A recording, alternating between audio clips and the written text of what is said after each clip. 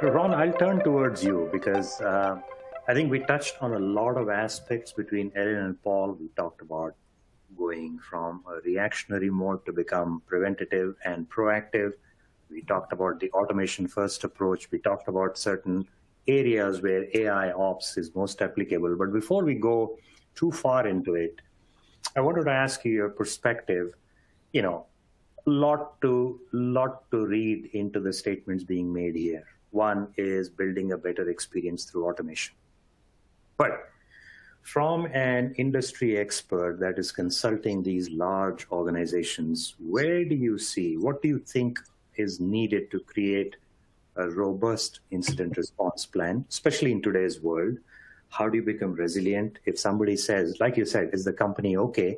Somebody might want to come and say, are we driving the revenue in the right direction? Somebody might come and ask you, are we protecting and reacting better to service disruption? So in your view, leveraging technology, but I think even more importantly, people and process, what do you think is the industry needs to have this robust response plan?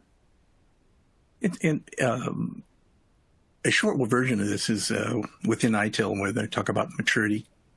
And as you move up the maturity ladder, you go from fixing things to fixing processes to fixing a company. So when you talk about monitoring, observability, awareness, you're moving up that maturity level. And as Paul said, I can monitor everything. I can observe everything. That doesn't do me any good if I don't have any processes that allow me to deal with the things that I find.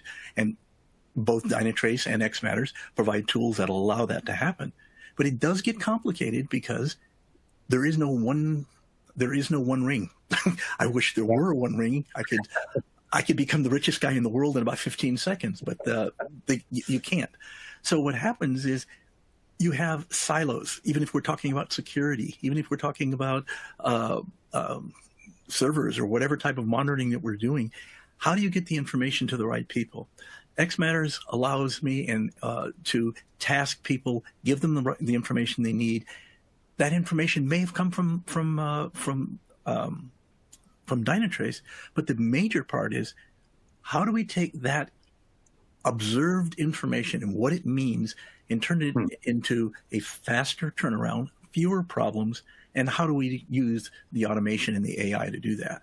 And that's one of the areas that I wanted to bring up about automation, is that in the last couple of years, automation with the AI tools, various AI ops tools, has gotten very, very much better. We didn't trust the AIs a few years ago. Let me be frank about it.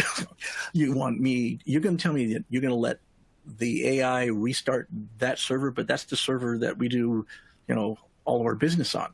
Well, things have changed. We've gotten better with DevOps. We now can define specifically what those AIs need. And that data comes from things like Dynatrace. And then if it's going to be tasked to someone, then that same thing gets tasked. xMatters helps figure out who gets to do it. But then the data that came from that, we pull that in as well. And the person or team doing the resolving can say, hey, I can automate this. This doesn't have to be this way next time. And they can push a few buttons, and now that's being automated. But the AI that we're asking more and more of the AIs. We're asking the AIs to actually correlate data, and we don't even tell them how to correlate it anymore. That used to be a thing. It says, correlate by, give me at least location. We don't even bother with that anymore. It figures it out. So that's a big thing where we're now trusting in the AIs to do more.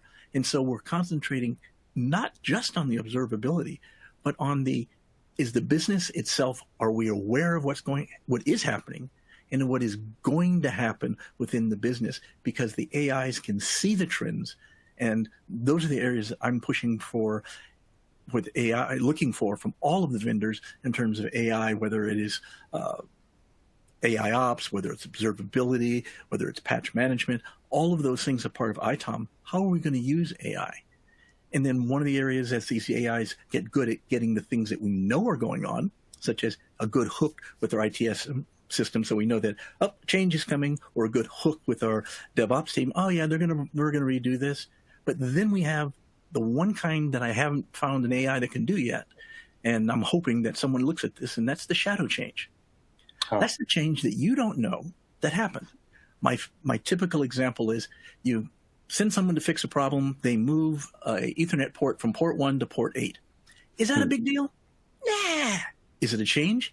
Technically, yes, but they fixed the problem. Now, the AI sees it and says, well, what does that mean? It's not a change. It's not a problem. It's not an anomaly. But it's something that somebody needs to know. When we can start saying, hey, you need to know this because if you go put VLANs on that switch and you think that this thing is on 1 and it's actually on 9, everything is going to break. And that's where the AIs can start predicting what we can do, where we can see and have a real awareness of how the business is actually running. And this is going to sound terrible, but how the business is actually running versus the way we think it's running. And we all want to think the business is running well. And that's what awareness is. Are you aware that even though we're making money and doing this, that we're spending, a ton of time in this area, and the AI is telling us this, but we're not doing anything about it? What are we going to do? How are we going to automate that? How are we going to make it easier? Where are we going to, So the AIs that we've got are getting better. And there are some challenges for them to come up to. And shadow changes is my favorite one right now because I have been the victim of shadow changes at every organization in the last 30 years that I've been a part of, even for Star Wars.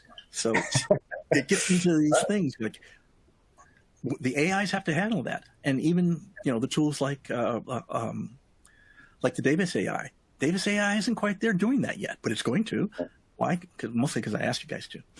And a lot of other things. We have to start looking past what is to what, and to look at those things that we don't look at now to tell us that the business itself is doing all right. We're aware of the problems. We're reducing things, automating what needs to be automated on a regular basis, and not constantly fighting the fire of the week.